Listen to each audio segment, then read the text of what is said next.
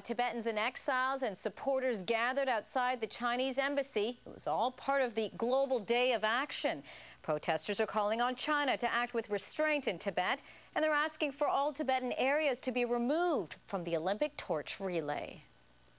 They're asking the world to symbolically recognize that it was okay to invade Tibet. It was okay to kill 1 million people. It was okay to chop up the country.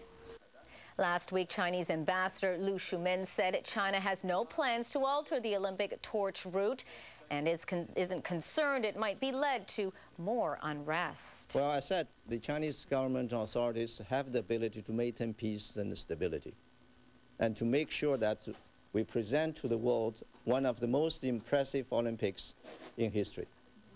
The Canada-Tibet Committee says the Olympic torch relay through Tibet would be a callous provocation to Tibetans. And the Olympic torch was relit today in the host city of Beijing. It's a sort of the round-the-world torch relay that has already become quite a platform for human rights protesters.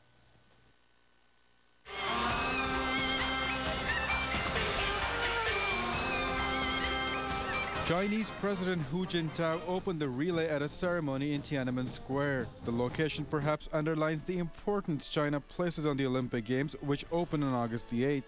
After a one-day stop in Beijing, the torch starts a month-long 20-country journey.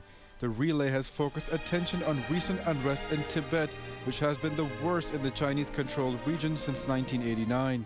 Meanwhile, the Dalai Lama led a prayer session in Dharamsala, India today to remember those who died during the uprising in Lhasa.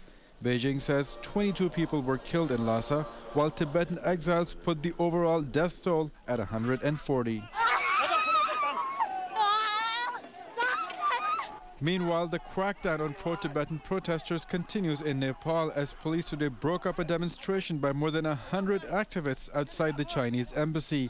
International human rights groups have repeatedly criticized Nepal's handling of the protests by Tibetans, but Nepal's government, like that in India, has said it would not tolerate any demonstrations against a, quote, friendly nation. Protests also broke out in Indonesia and in Australia, where the country's foreign minister has criticized the lack of freedom foreign diplomats were given when they visited Lhasa last week. Turning to